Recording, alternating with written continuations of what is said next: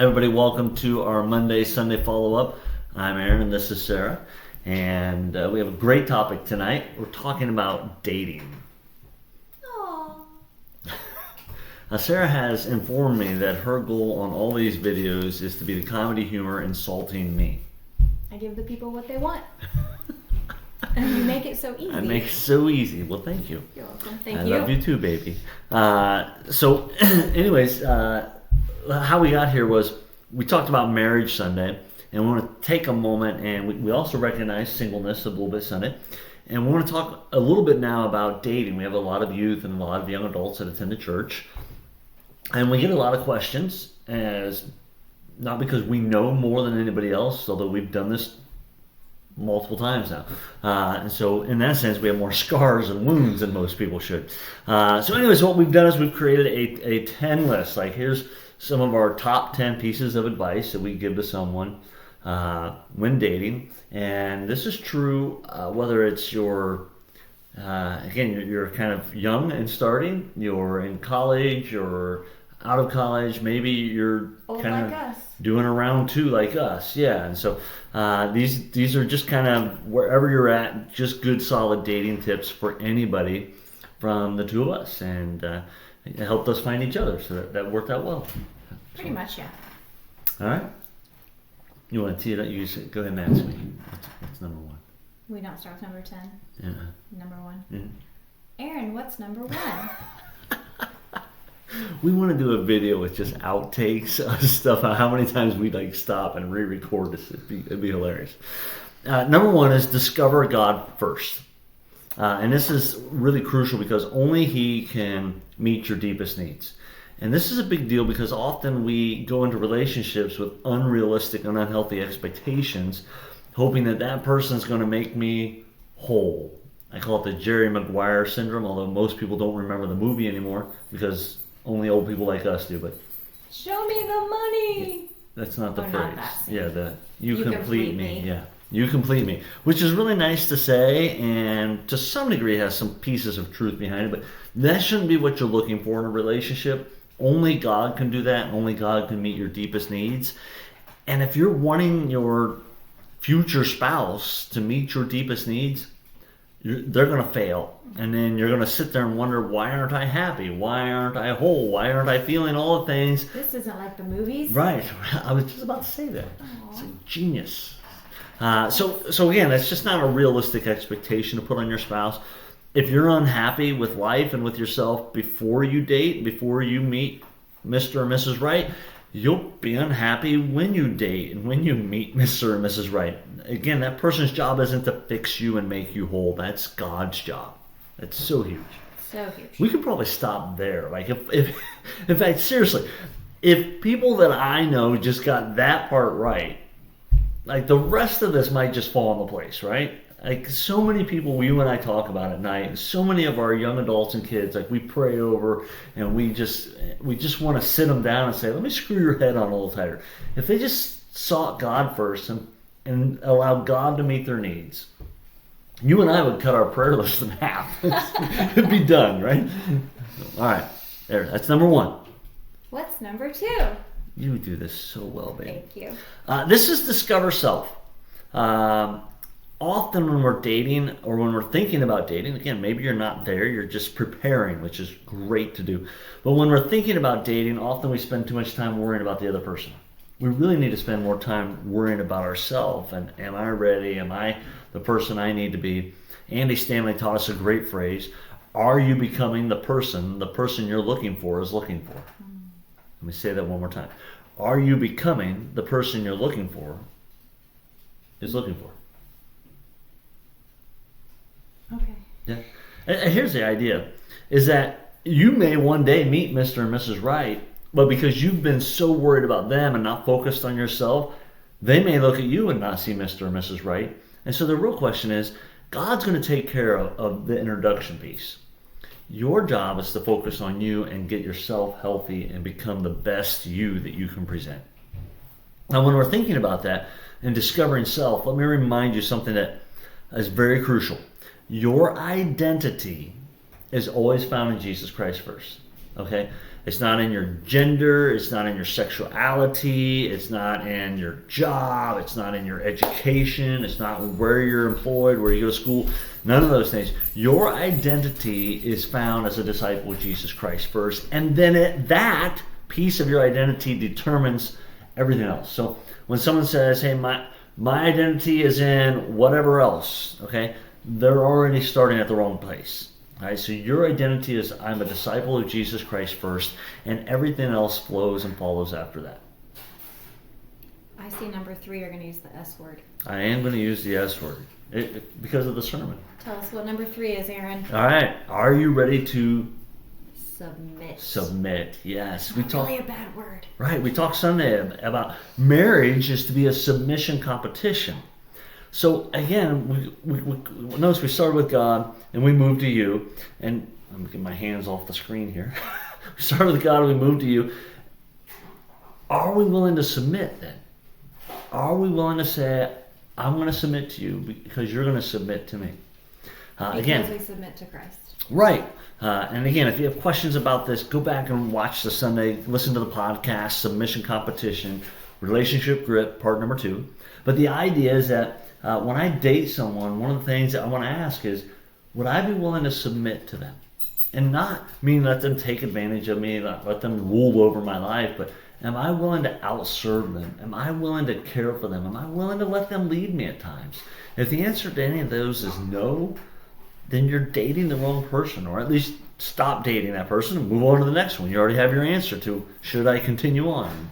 Again, the other piece of that is are they willing to submit? If you're dating someone who doesn't seem to take your opinion, your advice, your wisdom, who doesn't respect you and look up to you, again, they're not in the submission competition. This is a real important. It should be a competition. It shouldn't be a one-sided victory all the time. It should be a competition. Do you feel like we compete? Am I in the running? Oh yeah, I've seen you run. That doesn't make me feel better. Oh, How about number 4, Aaron? If you have good friends and parents, trust their advice. You ever have any situations when you were dating and like some friends were like, hey, about this guy? Oh, yes. Did you listen or ignore them? A little of both. Right, we all got that story. And here's were your friends right or wrong? Right. They were right. Look, if your friends care for you, they're seeing things you don't see, and sometimes we call this the infatuation goggles, right? Like, oh my gosh, this guy's the best guy in the world, and you, like the red flags, all the markers, all the warning signs are right there in your face, but you can't see them because you have the infatuation goggles on. They'll become obvious to you in about 2 or 3 years or sooner. But again, right now, you should listen to your friends and parents. Again, if they love you, it's not that they don't want you to date Todd or Susie. What they want to do is they want to make sure you're with the healthy, right person who's right for you. And they probably see stuff that you can't see. And I think they help make sure you don't settle. I think so often we don't see our own worth as children of God, and we settle for less than what God has designed for us. And the people that love us see that. Yeah. They identify, hey, that's a problem, not just because that person may be okay, but you can do so much better. Yeah. Not a good match for you. All right, number 5. All right, so this is important because we're kind of midway, but right now we need to just pause and remember, what's the point of dating anyways? What's the point of every relationship? I mean, you're doing 3 things in relationships. 1, you're either moving that person and that person's moving you closer to Jesus. You're in an intentional outreach to that person, which again, you're still moving them closer to Jesus, but we always talk about that as kind of like harvesting, like plowing the ground. It sounded really creepy, like we're going to harvest people. I'm glad you changed it. Well, we're tilling the soil of their soul, all right? And so we're reaching out to them, or we're mentoring or being mentored by them. Okay, those are really the 3 types of relationships that we should be involved in. And so your future husband or future wife needs to be someone that is moving you closer to Jesus at all times. And that's the number 1 goal of every union relationship that you will ever have. And so when you're dating, the first thing you should ask is, is this person moving me closer to Jesus or further away? Now, don't get me wrong. The person you're dating is not Jesus, okay? The person you're dating that's serious infatuation goggles, all right? But they should be moving you closer to Jesus. Good advice. Well, thank you. You're welcome. I'm glad we came up with it. Mm-hmm. Number 6. Dating is discovering what you like and don't like. Okay, so I'm going to tell a funny story about the first date I ever had. Okay. Way back. Right, we pedaled the car there, right, and because you didn't have rolled that tablet menu. We didn't have gas, and yeah. I think we went to a Noble Roman's Pizza. Oh, where you get to watch them make the pizza. Yeah, well, no, they had like a black and white movie going on in the background. That's really cool. I don't remember watching the pizza, but I remember being there. Her name was Beth. I don't think I could drive at the time. I think I was like had my permit, and I think she drove. And we're sitting there at pizza, and I am nervous as can be because I was never good around ladies. Never. I mean, you put a basketball in my hand, I was pretty good, but around ladies just wasn't my thing. So different than now. Anyway. So we're sitting there at dinner, and we're bringing out the pizza and stuff, and she spills this pop right into my lap. And so it's right here, and you're like, right? I mean, I'm soaking wet. So now it looks like I peed my pants. Plus, I don't know if you've ever had cold pop in your lap, but it's not only cold, but it's it doesn't get better. You kind of get sticky, and now you're soggy because it flows all the way back. And the whole meal, then I'm kind of on this wooden bench thing. I have no idea how the rest of the date really went because I was so nervous, and I felt I didn't spill the pop, but it was just a disaster. She was probably nervous too. It was not good, and that's really how every relationship I've been in it goes. But dating is discovering what you like and don't like, all right? And so we put too much pressure on dating, I think, and this was something I wish I would have been taught to me as I was in high school. But you don't have to date the person you're going to marry in the sense of you may date 20 people trying to figure out what it is that you like and don't like before you get to Mr. or Mrs. Right again. And so dating is kind of an adventure. Take some pressure off of it. I always think of dating as just you were going out to kind of make friends. You just want to see if this works. And at the level of friendship first. Because if we can't be friends, what's the old song? How can we be lovers if we can't be friends, right?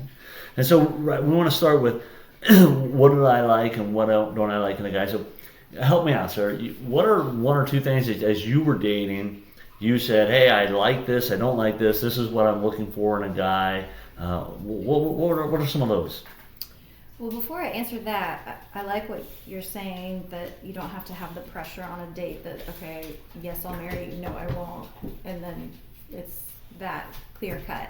But I think it's important to make sure both of you know, there's no one person thinking, maybe this is it, while the other one's just kind of making friends. So I think it's important both people know that it's not serious. Yeah, I guess I'd put this caveat. There is dating, which is, hey, I'm going out with you because you could be. Right. Right? Otherwise you're just going out with a friend. And in that sense, it's important, yeah, hey, if we are just absolute friends, let's not lead each other on. Right, we're just exactly. hanging out. But yeah, when you date, I always think, this may be someone that I might be interested in, but it's a really discovery. Start with trying to form a friendship, yeah. And I think for me that is what's primary in dating. Can we hold a conversation? Is there banter? Is there, that... Banter? What is this you speak of? Well, honey, sometimes when we go back and forth, it's witty and it's fun and there's an energy to it, and we both enjoy that. And what's your part in it? If I got the wit, what's your part? I got the twit. It's okay. Great comeback. So, I don't know. Nobody's laughing right now. Do you hear that? It's dead silence. People in their living rooms are like, oh, she's not that funny. You're mean. So give us something that you were looking for in dating. Well, that was one thing. It's just banter. Some sort of a connection and communication. I think that's primary. If the conversation is stilted and awkward, then it's difficult to even want to spend time to building a friendship. Which actually is part of our story. Like, one of the things that immediately made me kind of just aware of who you were, and at the time I was like, hey, this person's attractive and witty, was you insulted me. I mean, you literally had just met me, and like you were like, oh no. I mean, it was just, I don't want to tell the story here, but again, it was just like, oh, I like a smart, quick lady. Like, it's impressive. Like, it was attractive to me. And I mean, without question, number one for me was somebody who loves the Lord, and somebody who's going to help me in my relationship with Christ. As a female, and I'm a strong, independent, successful female, I still desire to have that godly man and leader of our household, and that was definitely something that attracted me to you. So here's a piece where, like, the remarrieds, or those of you that are heading in that direction, this is a little different game for you, because you have more baggage that you bring into that relationship. And so you might have kids, you might have... And we do. And I was talking with a gentleman just the other day, and he's like, look, I don't know if I want to date her. She's got this many kids. And I appreciated the fact that he was being honest. Sure. And I thought to myself, it doesn't bother me at all. In fact, you had 4 boys, and I was like, great, more the merrier, but that's who I am. Right. And I appreciated this guy saying, I don't know if I want to go any further because of this. And again, I've heard ladies say the same thing, and that's important. And again, that you have 2 house bills, you have 2 mortgages then, and again, just all kinds of other baggage that you're bringing into this, and then exes, and sometimes crazy exes, and again, there's other stuff that you bring along that, again, as you're dating someone, you kind of got to get to know more than just this person isolated, which is important to be around their kids, their family, whether, again, it's just them and their kids, or it's, you're young, it's your first marriage, it's you and mom and dad, or you and your brothers and sisters, you and your friends, whatever. And for remarrieds, in addition to the baggage, one benefit is, I know for us, we knew who we were and who we wanted in a partner. Absolutely. And there was no game playing. There was no faking. Actually, I said to you the other day, Saturday we were hiking and he was playing with the kids in the snow like he always does. And I said, when we were first dating, we went hiking and Aaron played with my kids. And I thought, oh, he's trying to impress me by playing with my kids. But he wasn't. That's just who you are. And I think because it was the second time around and we know ourselves better, we were just our authentic selves from the get-go. And that made it much easier to form a deep bond more quickly, I think. Yeah. That's a great point in the sense that, you're smarter. I'm smarter than you. Right. I say that a lot.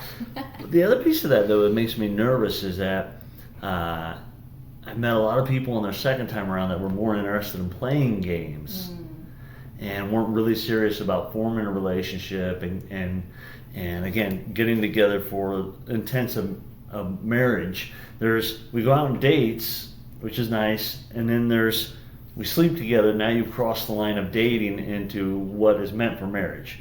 And again, you got to be aware of that and be nervous of that, because what you should be looking for is a friend who one day will move forward into the next stage of relationship without sleeping together. Absolutely. All right, where were we at? Number 7. One of my favorites. Well, go ahead. Laughing together. Do we do that? All the time. All right, good. Mostly at your expense. That's true. Yes, if you can't laugh with the person, and I don't mean just like laugh at them, but like have fun with them, and that's a big deal. A lot of marriages struggle because they just forget to have fun, or we get into routines and habits and the fun dies. So here's a little secret for you. If you're struggling to have fun before you're married, you'll never have it when you're married. Like, it gets harder, not easier. And so you should dating should be somewhat easy in the sense of, I don't know, we just had fun. What'd you do? "Oh, we just talked for hours." There should be this slight magical infatuation time period where fun is easy. You don't have to manufacture it. You shouldn't have to spend hours planning it, because it gets harder. Now, that doesn't mean it gets worse or that we're not. I mean, we're still having a blast, and we go on trips and we do a lot of fun stuff. But you need to be with someone who is you just enjoy being around. Yes, I agree. And number 8. All right. So again, this may be one that you want to keep a real close eye on, in the sense of, how does he or she treat their parents? For those that are doing the remarrieds, maybe even how does he or she treat their ex? One of the things that I noticed about Sarah was that, again, we both come out of relationships. They both ended. We would have rather stayed in them, if that was the Lord's plan and the way that could have worked out. But both of us have worked hard to speak of our ex with respect at all times, and to care for them, and to just, acknowledge that, yes, there are wounds, there's hurt, but they're still a child of God, and that was a big deal. In our case, they're still a parent of our children. Right, still a parent of our children. Yeah. And that was a big deal, because if you're dating someone and they're constantly speaking bad about their ex, or it's always their ex's fault, there should be some red flags up there, okay? Now, if it's your first time, one of the things you want to do is you want to get around him when he's near his mom. Because how he treats his mom is, guess who's going to take mom's spot when you get married? That's right. Or be around her when she's around her dad. Now, it's a little different there, but dad is setting the expectation in the bar for what she's expecting to be treated like. And so I've been really paying attention to myself. Like when Kara and I go out to the car, I'm working harder to open the door. I always do that for you, but I'm working harder now to open the door for Kara, because I want that bar to be set high. I want her to be like standing at the car door when she goes out on a date and be like, "My dad opens the door for me. I mean, he doesn't even want my pants like you do. Like, right? So come on, you can't even open a door. Like, we're done." Like, I just want her to acknowledge that, hey, there's slime balls out there, and be able to say to them, "Hit the road," right? And Is that why you open the door for me? Right. That's it. So how do they treat their parents? How do their parents treat them? Again, what kind of language do you see at home? And so this is where you do some investigating work, and you just kind of do some research and some studying, and just kind of like, I like the way he treats his mom, or I don't like the way they treat their parents, or their parents interact with them. You told me early on, before we were serious at all, hey, I want you to know, if and when the time comes, I plan to care for my parents in my home, if possible. And you were letting me know that, so that if that was going to be something I wasn't okay with, I could bail early. But it just showed me that you've made caring for your family long-term a priority, which I really admired. And in that, then, again, if you like your family, it's important for the person you're dating to like your family as well. There are some unhealthy people that think that when they start dating you, you should stop hanging out with your friends, you should stop hanging out with your parents, and they try to isolate you. They pull you away because you're easier to manipulate and control when your circles are all gone. And so you always got to be careful when someone doesn't ever want to hang out with your family or doesn't want to hang out with your friends. You just say, hey, this isn't a good relationship. And again, your friends and family are probably already telling you that. You just aren't willing to listen because you have the infatuation goggles on. And I know, too, maybe not so much with remarried and the stage we're in, but early on in a relationship, it's also important to keep in mind when you marry that you've left your father and mother and now you're one with your spouse, because I think that's also difficult the younger you are. You want to run to the parents and maybe alienate the spouse. So it's a balance, I would say, between the one you love and that family. Absolutely. And when we finally crossed over to like, hey, into like the dating realm and stuff, like I worked hard to bring you around my family to kind of like, hey, what y'all think? Like, everybody, this is looking good, because I didn't choose well the first time, right? So how's this looking, right? And I really worked hard to listen to them much more because I was smarter now, right? And I wanted other people's opinion, in part because I again, as I got older and wiser, I realized there's lots of things that I miss and don't see. Very good. Number 9. All right, this is a big one, especially for those of you doing kind of the second round here. But are you or they healed from their past relationship wounds? Man, this is big, right? Because there's nothing like, think of a relationship when it ends. There's a death of some sort, and I don't mean to minimize physical death of a loved one or anything like that, but there is an actual death. Like that relationship didn't work out. There is some form of a death, and whatever the trauma is usually depends on what kind of time and energy you put into it. But you grieve. You grieve. You grieve. And here's what happens. If you don't grieve and get healthy and move on past some of those wounds, it's like you show up to the next day and, oh, by the way, here's a carcass or two from past relationships. And what you're really saying is, I'm hoping you can fix them. And you're asking that person to be the trash man, not someone that you respect and care for and love. And can prioritize. And prioritize, right. It's always, and anytime they're interacting with you, there's like body parts everywhere. It's mass carnage. What's wrong with you, right?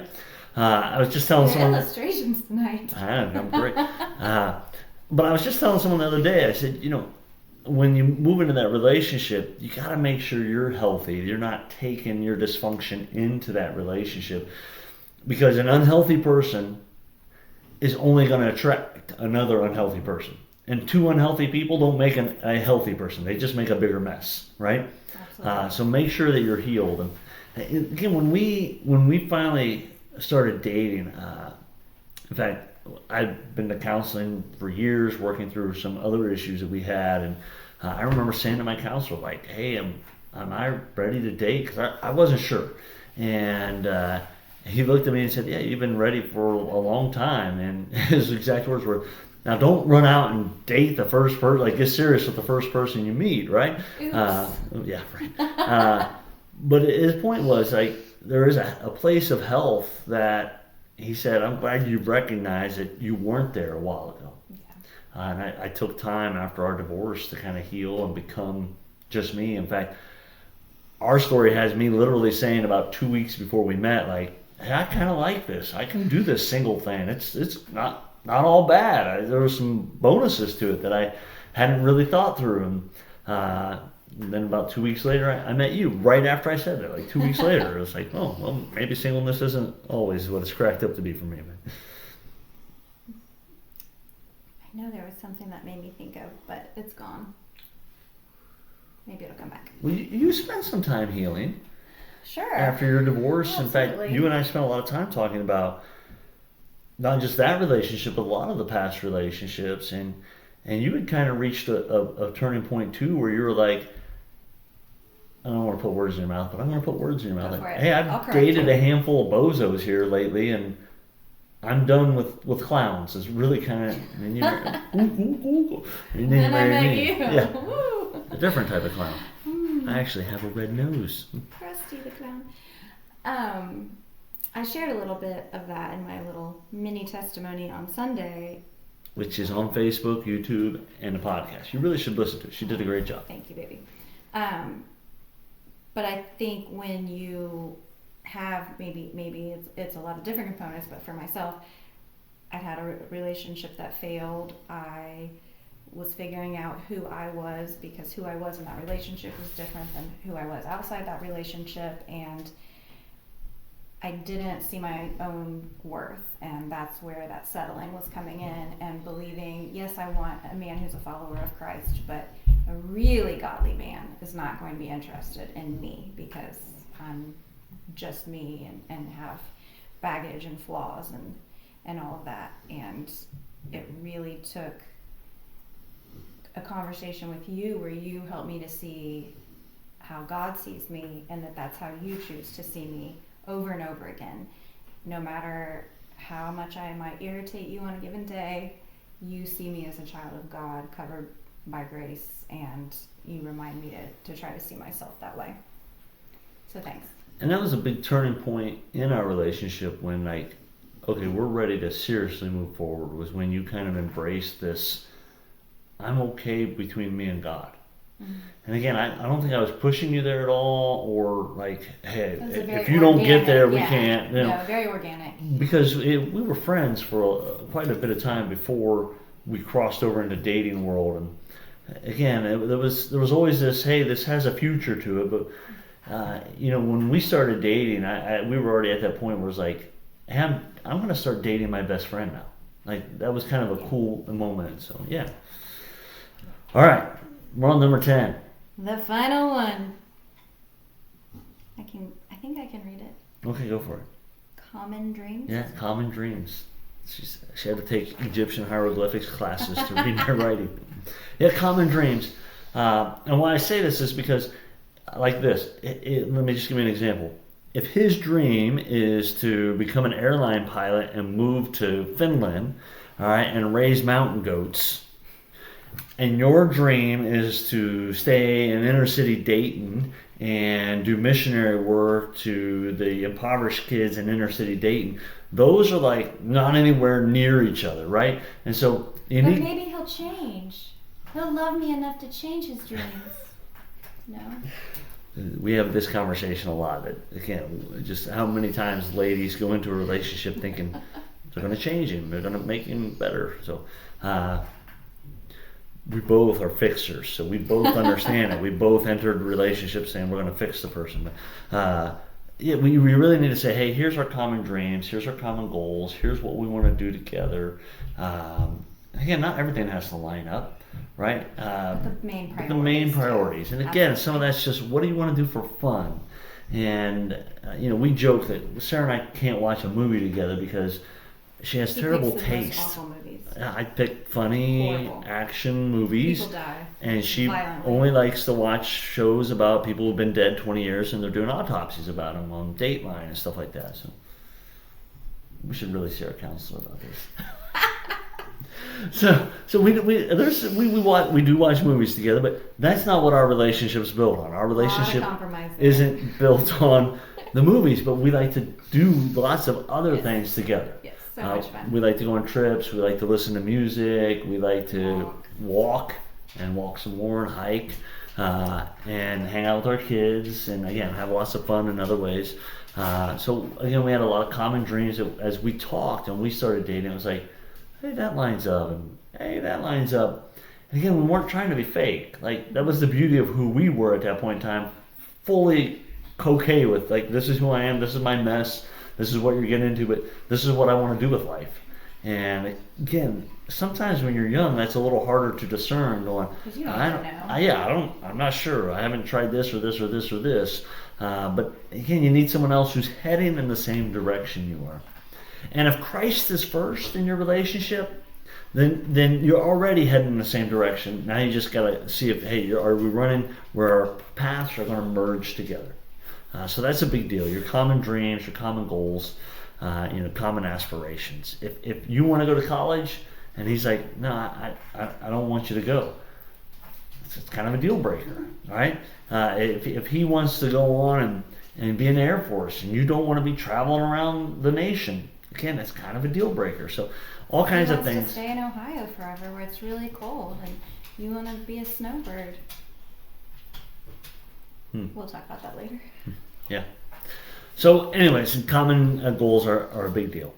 So there's kind of our 10, I'm not sure if it's a top 10, it's the 10 that we came up with. Hey, here's top of our head. Here's how to date. Here's some suggestions that we have. And part of that's because we just got so many questions in the last several months on dating and how to do this again, how to do this for the first time.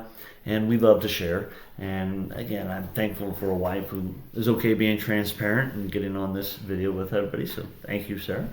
Thank you, Aaron. So, hey, you got any more questions? We're taking them. It's February. We're doing all kinds of relationship stuff. We got one more week in our Relationship Grit sermon series. So that's exciting. And again, you can send those questions in through Facebook. You can send it in through Instagram. You can send them the email way, or even check us out at the church website at www.faithignited.info. Anything else you want to share? Well, you pointed out yesterday, which is shocking to me, that this is our last week in this series, and then we're coming into Lent. Lent. Yeah. That's that stuff in your belly button. And your belly button. Mine's clean. Oh, Yes, we're getting ready for Easter coming up. I don't think it starts next week. I think we're just heading there. Right. Yeah. Well, I think the 17th, Yeah. isn't it? I think so. So that's next week. Oh, is it next week? Actually, Man. it is. All right. All right. So Lent's right around the corner. Yeah. All right. Hey guys, have a great night. Thanks for watching. On behalf of us all here in the Chivington house, we're praying for you and wanting you to do relationships, including dating and marriage, better. Have a great night, guys. Bye. Bye.